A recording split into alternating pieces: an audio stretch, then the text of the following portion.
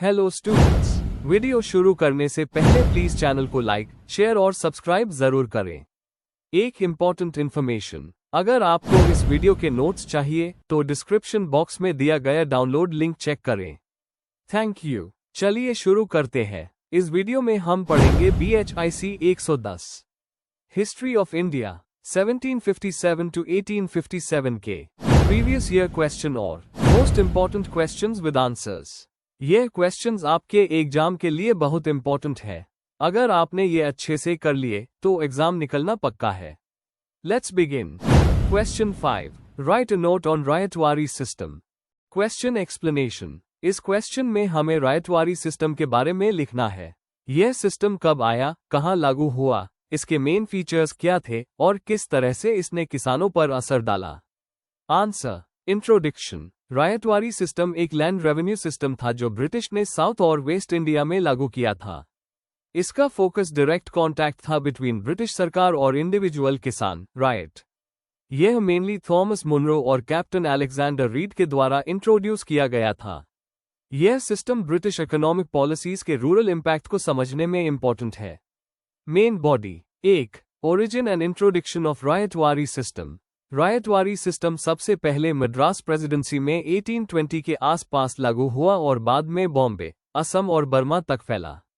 Thomas Munro, जो बाद में गवर्नर बने मद्रास के, इस सिस्टम के मेन सपोर्टर थे। यह सिस्टम जमींदारी सिस्टम की प्रॉब्लम्स के रिस्पॉन्स में लाया गया था। 2. की फीचर्स ऑफ द रायतवारी सिस्टम।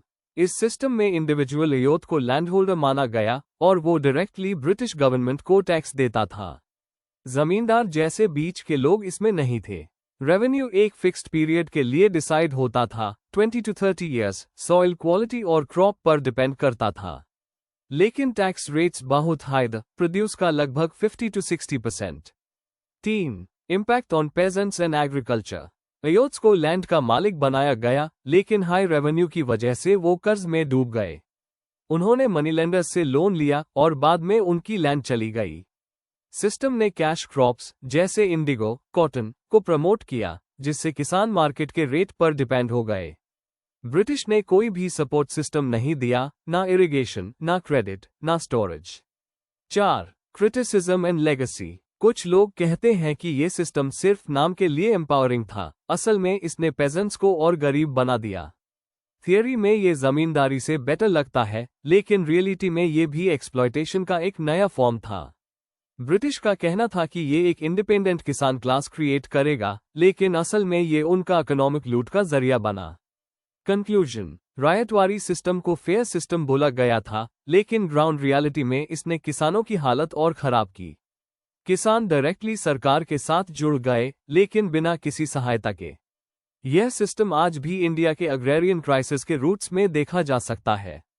अगर आपको इस वीडियो के नोट्स चाहिए तो डिस्क्रिप्शन बॉक्स में दिए गए डाउनलोड लिंक को जरूर चेक करें। Thank you. चलिए अगला क्वेश्चन देखते हैं। Question 6, critically examine the impact of the commercialisation of agriculture on Indian economy. Question explanation. इस क्वेश्चन में हमें ब्रिटिश रूल के दौरान खेती के व्यवसायीकरण, कमर्शियलाइजेशन ऑफ एग्रीकल्चर का भारत की इकोनॉमी पर क्या असर पड़ा, उसका एनालिसिस करना है। हमें बताना है कि किस तरह फूड क्रॉप्स की जगह कैश क्रॉप्स ग्रो करना शुरू हुआ और इसका किसानों, गांव के अर्थव्यवस्था और अनाज सुरक्षा पर क्या असर हुआ। क्रिटिकल व्यूज और लॉन्ग टर्म रिजल्ट्स भी बताने हैं।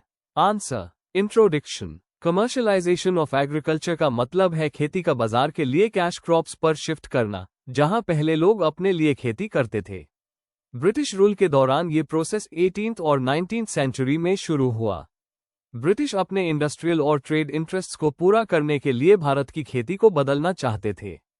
इससे रूरल इकोनॉमी पर गहरा असर पड़ा। दादाभाई नौरोजी और आरसी दत्त जैसे सोचने वालों ने इस प्रक्रिया को रूरल गरीबी का जिम्मेदार बताया। Main body. 1. कमर्शियलाइजेशन का स्वभाव और उद्देश्य। ब्रिटिश ने कैश क्रॉप्स जैसे कॉटन, इंडिगो, ओपियम, टी और जूते को बढ़ावा दिया, फूड ग्रेन्स की जगह। उनका मकसद था अपने यूरोपियन इंडस्ट्रीज के लिए रॉ मटेरियल एक्सपोर्ट करना। किसानों से कैश में टैक्स लिया जाता था, इसलिए उन्हें बेचने वाली फसलें उगानी पड़ती थी।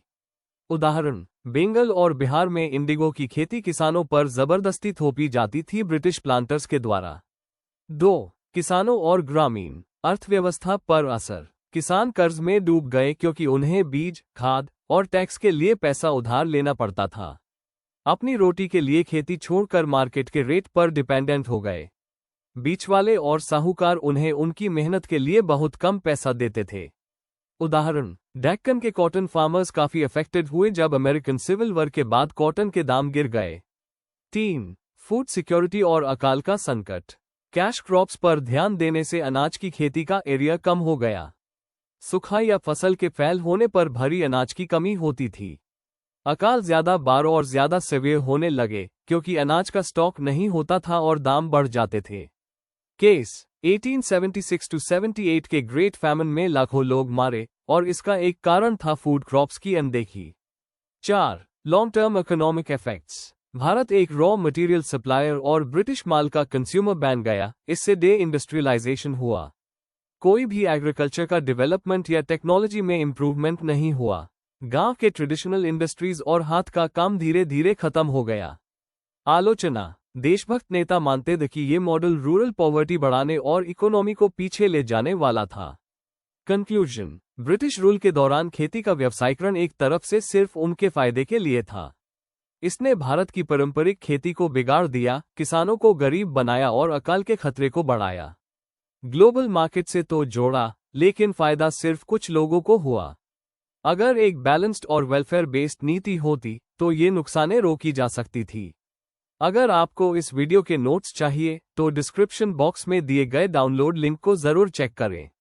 Thank you. चलिए देखते हैं अगला प्रश्न। Question 7. Examine the background of the tribal and peasant movements which took place before 1857. Question explanation. इस क्वेश्चन में हमें 1857 के पहले के ट्राइबल और पेजेंट मूवमेंट्स के पीछे के कारण समझने हैं, जैसे इकोनॉमिक, सोशल और पॉलिटिकल फैक्टर्स। हमें कुछ इंपॉर्टेंट एग्जाम्पल्स भी देने चाहिए। आंसर। इंट्रोडक्शन। 1857 के पहले भारत में कई ट्राइबल और पेजेंट अपराइजिंग्स हुए जो ब्रिटिश पॉलिसीज के खिलाफ थे। इनका मेन रीजन था जमीन छीनना, ज्यादा टैक्स लगना और उनकी परंपरागत जीवन शैली में दखल। ट्राइबल और किसान समुदाय ने अलग अलग जगहों पर अंग्रेजों और उनके साथियों के खिलाफ विरोध किया। Main body. 1. कॉलोनियल एक्सप्लॉयटेशन और इकोनॉमिक क्राइसिस।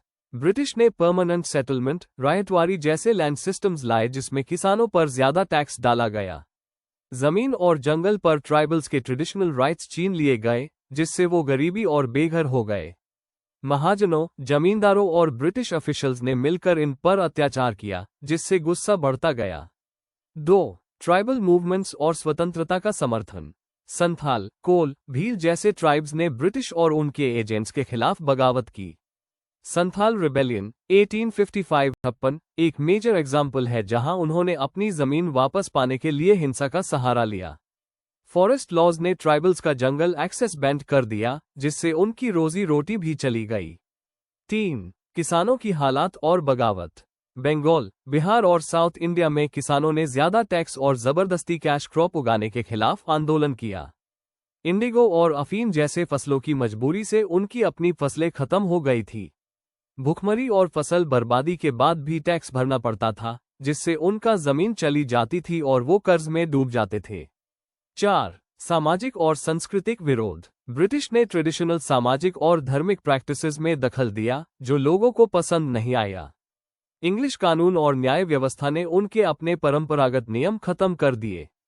कई मूवमेंट्स में धार्मिक या स्पिरिचुअल नेतृत्व था, जैसे कुछ लोग अपने आप को भगवान का रूप बताकर लोगों को जागते थे। कंक्लूजन। 1857 के पहले के ट्राइबल और पेजेंट आंदोलनों ने ब्रिटिश रूल के खिलाफ एक स्ट्रॉन्ग फाउंडेशन दिया। इनका मकसद सिर्फ इकोनॉमिक नहीं, बल्कि अपनी पहचान और ऑटोनॉमी बचाना भी था। ये मूवमेंट्स एक तरह का वार्निंग द कॉलोनियल सिस्टम के लिए, और इन्होंने आने वाले बड़े विरोध के लिए रास्ता बनाया। अगर आपको इस वीडियो के नोट्स चाहिए तो डिस्क्रिप्शन बॉक्स में दिए गए डाउनलोड लिंक को जरूर चेक करें। Thank you. Let's see the next question. Question 8. Write short notes on any two of the following in about 200 words each. A. Causes of revolt of 1857. B. The industrialization. C. Social discrimination in Western India. D. Famines in colonial India. Question explanation. इस question में आपको 4 topics दिए गए हैं जिन पर छोटी और focused explanation देनी है। हर टॉपिक में डेफिनेशन, कॉन्टेक्स्ट और उसका कॉलोनियल पीरियड में क्या इम्पैक्ट था, ये सब बताना है। Answer, introduction. ये 4 टॉपिक्स ब्रिटिश रूल के समय के इंपॉर्टेंट सोशल, पॉलिटिकल और इकोनॉमिक चेंजेस को दिखाते हैं। इनमें से हर एक ने कॉलोनियल इंडिया की हिस्ट्री में सिग्निफिकेंट रोल प्ले किया। इनको समझने से हमें पता चलता है कि ब्रिटिश पॉलिसीज ने भारत पर क्या असर डाला। A. Causes of revolt of 1857। Main body. 1. Political causes. Dalhousie की एनेक्सेशन पॉलिसी और डॉक्ट्रिन ऑफ लैप्स से इंडियन रूलर्स नाराज हो गए थे। नाना साहिब, रानी लक्ष्मीबाई जैसे लोगों को उनका हक नहीं मिला। 2. Economic causes. Land revenue systems जैसे परमानेंट और रायतवारी ने किसानों पर बोझ डाला। आर्टिजन्स की रोजगार चली गई ब्रिटिश माल के आने से। 3. Military causes. सिपाही अपने सैलरी, प्रमोशन और भेदभाव से परेशान थे। कार्टेज में काव और पिग फैट का इस्तेमाल उनके धार्मिक भावनाओं को चोट पहुंचता था।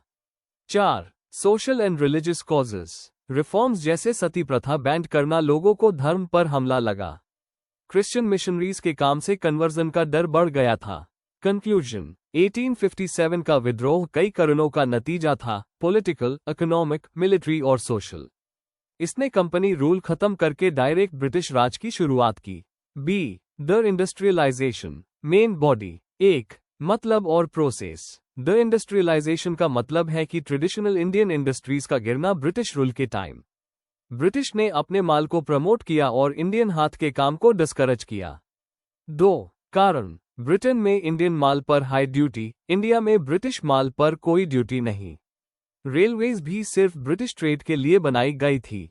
3. इम्पैक्ट। लैक्स ऑफ आर्टिजन्स और वीवर्स बेरोजगार हो गए। गांव में लोग भर गए और रूरल इकोनॉमी पर प्रेशर बढ़ गया। 4. आर्थिक असर। इंडिया रॉ मटेरियल का सप्लाई और ब्रिटिश माल का मार्केट बन गया।